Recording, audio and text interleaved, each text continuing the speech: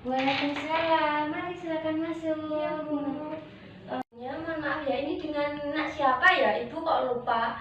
Saya dengan Jihan, Bu. Oh alah, yang kemarin kesini ya, itu ya? Iya, Bu. Oh baik, di kesini mau apa ya, Dek? Saya mau melanjutkan konseling yang minggu lalu, Bu. Oh baik, itu bagaimana ya kelebihannya, maksudnya itu kesembuhannya sampai sekarang itu gimana? Kalau sampai sekarang sih masih chattingan, Bu. Masih WhatsAppan sama dua orang kemarin itu. Tapi maksudnya chattingan itu tidak membuat adik itu baper atau gimana ya? Kalau baper itu pastinya baper lah, Bu. Kan udah chatnya kan udah seminggu lebih, bahkan udah hampir sebulan. Pastinya bawa perasaan itu pasti. Tapi ya saya masih mempertimbangkan sih, Bu. Soalnya saya nggak mau salah ambil keputusan atau salah ambil ya pokoknya saya nggak mau salah ambil keputusan, takutnya nanti kejadiannya sama kayak kemarin lagi. Oh berarti itu kalau membuat Dek Jian ya, itu langkah selanjutnya itu bagaimana? Kalau menurut Nak Jian itu mau ke depannya atau mau selanjutnya itu gimana atau lebih gimana? Kalau saya sendiri sih, saya ya pengennya maksudnya nggak hanya chat aja, maksudnya nggak hanya komunikasi lewat WhatsApp atau telepon aja. Ya akan lebih baik kan kalau ada kepastian. Setiap cewek itu kan dideketin, kalau nggak ada kepastian dari cowoknya ya buat apa gitu. Karena kan maksudnya ngechat saya kan udah jalan sebulan, jadi ya alangkah lebih baik kalau si cowoknya kalau memang niat serius ya diutarakan aja gitu. Oh, baik, itu sebelumnya itu kalau langkah kan adik kan bolak-balik kan ke sini ya, itu kan maksudnya itu hubungannya itu kan udah 2 minggu atau 1 bulan ya? Waktu itu baru 2 mingguan, Bu. Oh baik, kalau waktunya itu baru 2 minggu, apakah udah ada kepastian yang ingin ke arah gitu atau masih ingin berteman? Ya kalau dari sayanya sih, saya pengennya sih berteman dulu. Soalnya kan eh, jarak saya nggak sama dia lagi kan cukup lama. Jadi pastinya kalau proses pendekatan itu nggak hanya sebulan 2 bulan, pastinya ya pastinya lebih lama. Jadi ya saya pengennya ya sambil ngecek, maksudnya sambil tetap bersilaturahmi, tetap tanya kabar, ya disampaikan itu juga pendekatan lagi, lebih mengenal satu sama lain sebelum nanti saya memutuskannya kemana. Oh berarti itu masih ingin PDKT ya? Iya, kalau saya sih kalau PDKT sih mungkin dari cowoknya yang pengen PDKT sama saya. Kalau dari sayanya sih ya saya cuma ingin kayak nambah nambah relasi, nambah teman kayak gitu-gitu aja sih, supaya ya namanya kalau ngechat itu kan nggak harus sama chattingan, kan nggak harus sama pacar, nggak harus sama keluarga, bisa juga sama teman gitu kan. Entah itu temannya cowok atau cewek. Kalau misalnya temannya cowok ya saya kan cuma nggak tahu nanti kedepannya dia itu hanya berteman sama saya atau lebih gitu Dari kan. teman. Dari temannya saya cuma nggak tahu. Oh, tapi gini ya, sebelumnya ya, kalau adik itu menonjol ke selanjutnya ya, apakah adik itu tidak akan trauma dengan masalah yang kemarin itu? Ya kalau trauma sih masih ada sih tuh trauma. Mungkin lebih ke traumanya saya kan pernah menjalin hubungan sama mantan saya yang pertama, tapi kan ada masalah lain lah yang mungkin sampai sekarang saya itu apa ya, bukannya saya itu marah sama dia, enggak, saya tuh udah bener-bener ketika dia chat saya, dia minta maaf secara tulus, entah itu secara tulus atau enggak saya nggak tahu ya, karena kan nggak langsung lewat telepon. Itu ya kalau memang dia beneran minta maaf ya saya memaafkan, tapi balik lagi gimana ya, perasaan wanita itu kan lebih apa itu lebih peka ya Bu ya. Apalagi kalau kecewa itu pasti rasa kecewanya wanita sama rasa kecewanya laki itu kan pastinya berbeda.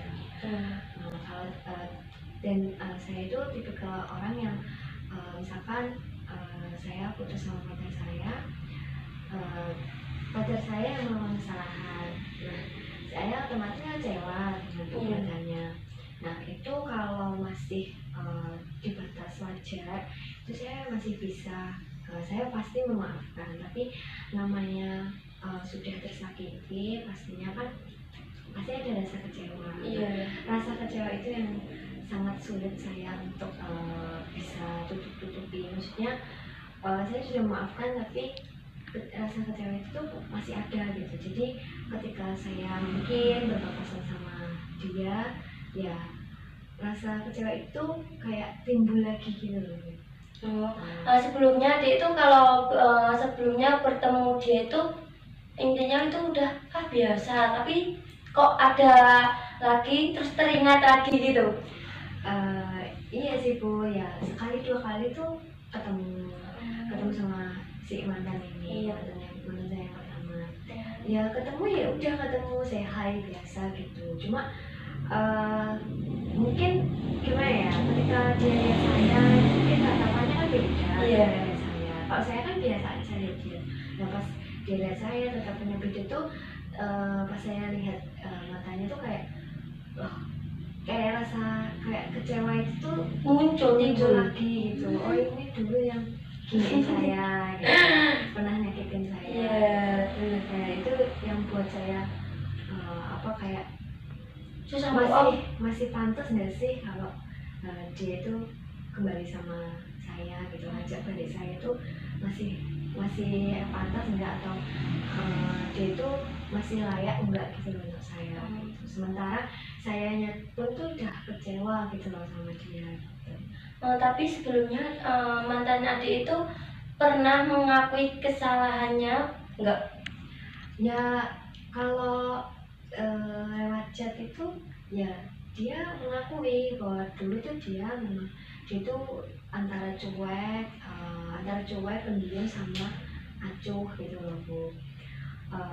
Kalau saya tuh enggak, maksudnya saya enggak harus, ketika saya punya pacar saya tuh enggak mengharuskan dia harus romantis ke saya, harus selalu perhatian sama saya, harus selalu ada untuk saya, enggak juga sih, karena kan kita kan belum, maksudnya kita kan masih pacaran, kita pasti punya kesibukan masing-masing, jadi nggak mungkin kalau saya menuntut dia untuk selalu ada buat saya, dia pun juga nggak bisa menuntut saya untuk saya ada untuk dia gitu.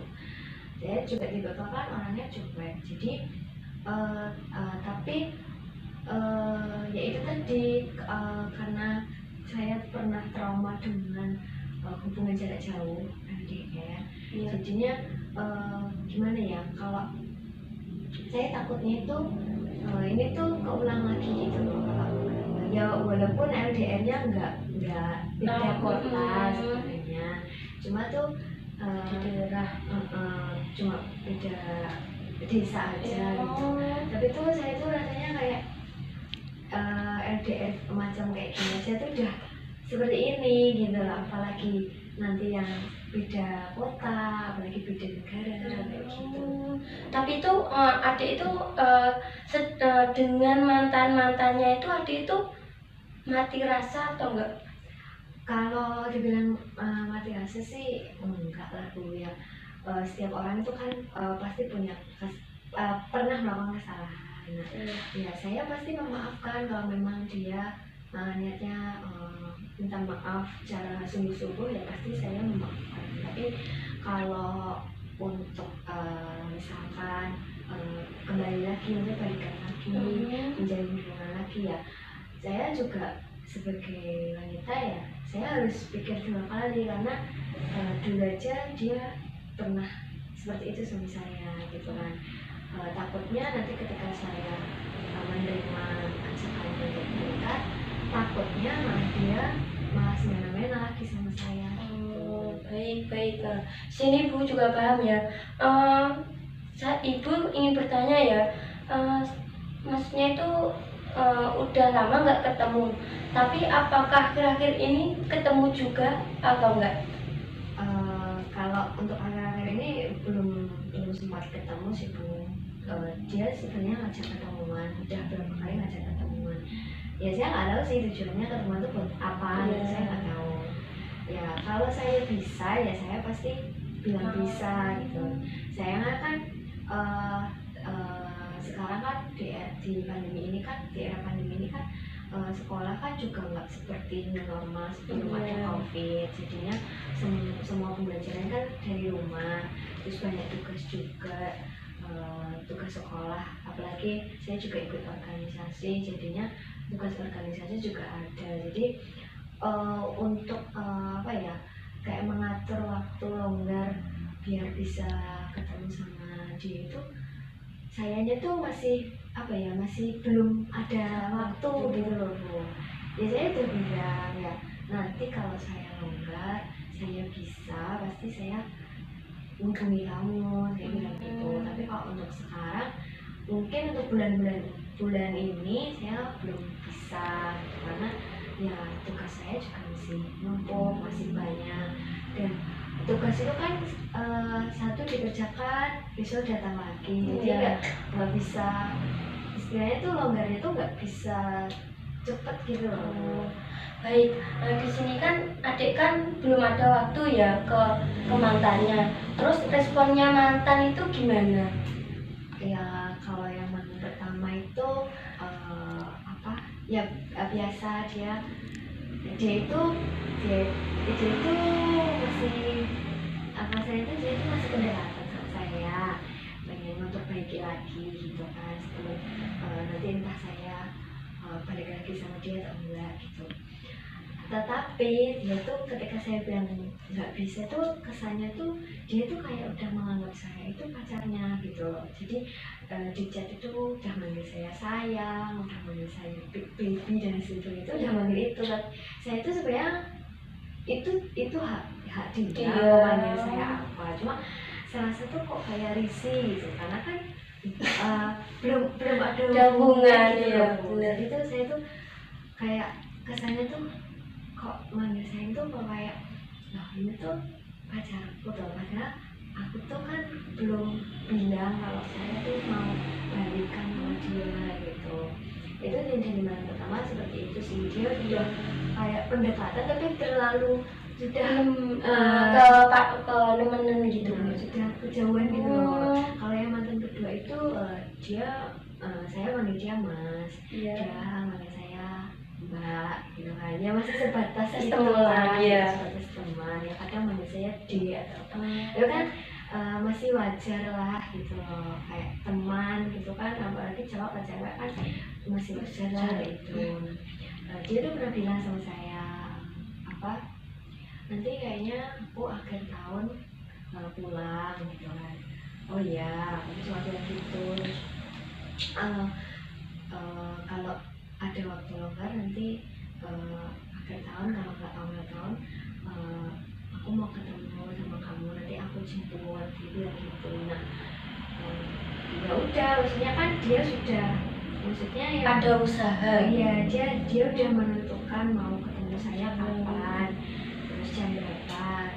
Kalau untuk jam mungkin menyesuaikan waktu lah gitu loh. Tapi kan dia udah ada usaha, udah ada niatan ketemunya hari ini, ketemunya pas besok.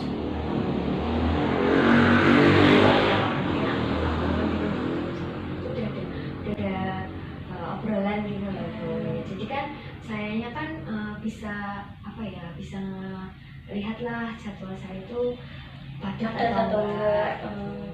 Nah, baik di sini kan adik kan dulu kan pernah bilang ya kalau ke mantan dua itu kan sayangnya itu enggak 100% tapi itu kan 50%. Terus itu bagaimana kok mau ketemu, mau main bareng gitu? Iya sih Bu. Ya bodohnya saya itu di mantan pertama itu saya itu terlalu memberikan cinta dan kasih sayang saya itu full Kelebihan gitu. full ke dia gitu, full 100%. Jadi ketika saya memutuskan untuk nggak bersama dia lagi tuh rasanya tuh pasti galau, sedih kayak gitu Bu. Jadi kayak benar-benar merasa kehilangan. Tapi kalau yang mantan kedua tuh kenapa saya belum sepenuhnya masih rasa saya 100% di dia, karena saya belajar dari pengalaman saya yang pertama. Jangan sampai itu terulang lagi, karena ibu dan ayah saya pernah bilang cinta itu boleh, sayang itu boleh ke sesama maupun ke lawan jenis itu boleh, tapi jangan full dulu, jangan 100% dulu. Nanti ada saatnya ketika kamu tuh cinta dan sayang 100% itu ketika dia udah resmi jadi suami kamu. Baik di sini kan juga ibu ingin bertanya ya, itu yang mantan kedua itu waktunya itu sepenuhnya ke adik, dan sedangkan yang pertama itu waktunya itu maksudnya ya jarang ngabar itu ya 2 hari sekali atau setiap hari dua-duanya. Kalau yang mantan pertama itu dia kalau longgar aja, dia kalau ingat ya mungkin kalau ingat baru chat saya, baru tanya kabar. Itu pun nggak langsung saya jawab karena kan saya kan nggak pegang HP selalu kan. Mungkin HP-nya pas di kamar, saya pas di belakang di dapur, jadi kan nggak tahu kalau di WA saya. Terus kalau yang mantan kedua itu awal-awal sih rajin banget WA saya, tanya kabar, terus suruh saya jaga kesehatan, makan dan sebagainya kayak gitu. Tapi akhir-akhir ini tuh jarang, ya saya nggak tahu penyebabnya apa. Saya sebenarnya mau WA duluan, tapi takutnya nanti dia waktunya pas nggak free, nggak ada waktu longgar, saya takutnya ganggu gitu. Tapi ya kalau menurut saya ya pasangan yang baik itu ya bisa mengerti situasi dan kondisi Layaknya pasangan pasangan itu sendiri gitu. Jadi nggak setiap hari harus menghubungi, nggak setiap jam, setiap menit harus menghubungi kayak gitu. Baik, di sini kan adik kan sudah menjelaskan semuanya ya. Lebih baik ibu kan memberi saran saja ya.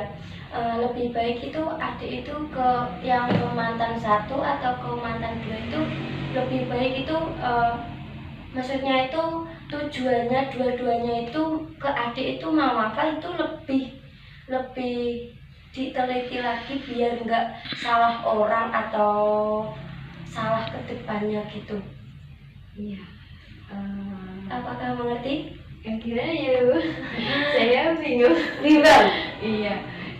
Sebenarnya sih untuk bimbangnya tuh udah terlalu begitu bimbang.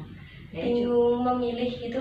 Kalau awal-awal ya bingung memilih, tapi setelah melakukan sering ini sama ibu, terus ibu kasih saran ke saya, bertanya sama saya kan dapat mengungkapkan apa yang saya rasakan. Nah, kalau untuk bimbang atau bingung tuh udah enggak Bu. Jadi apa ya, saya bisa menilai yang mana yang baik untuk saya sepertinya. Jadi saya itu sudah bisa menilai lah Bu, mana yang baik nanti untuk saya. Tapi saya belum 100% yakin kalau itu menurut saya. Saya itu lebih lebih condong tuh saya milih ke yang mantan saya yang kedua daripada yang pertama. Adik kan sayangnya kan masih belum 100% ya, meskipun adik itu baru 70%.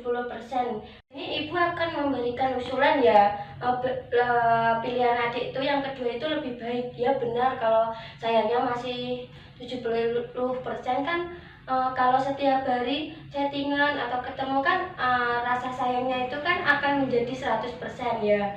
Ya itu pilihan adik yang bagus daripada pilihan yang ke satu kan akan membuat adik itu kok chattingan kok jarang gini kan. Kalau ibaratnya kalau cewek digituin kan nggak mau kan, ibaratnya kan cewek itu juga mau setiap hari itu ada chattingan atau ada kabar tentang dia ya. Iya Bu. Baik, di sini apakah adik itu bisa menyimpulkan atau ingin kedepannya itu gimana? Kalau saya sih dari masalah saya ini dapat saya simpulkan bahwa rasa rasa cinta, rasa sayang itu mungkin bisa tumbuh dari hari ke hari, dari bulan ke bulan. Semua itu butuh proses memang. Tapi saya yakin itu jauh lebih baik daripada kita langsung memberikan cinta dan kasih sayang kita langsung 100%. Karena takutnya nanti kalau kita udah ngasih sempurna, maksudnya ngasih sesuatu yang sempurna ke orang tersebut, malah takutnya orang tersebut mengecewakan kita gitu, menyepelekan kita gitu. Oke, baik. Semoga yang adik ceritakan atau yang ibu kasih saran atau kesimpulan itu semoga lebih baik ke depannya ya. Dan ibu juga mau bilang semoga cepat ketemu. Iya Bu, terima kasih banyak. Baik, di sini kan adik kan waktunya sudah 20 menit lebih. Apakah adik mau bicara lagi tentang masalahnya? Saya rasa cukup untuk pertemuan hari ini. Oke, baik. Pertemuan kita bisa kita akhiri. Iya Bu.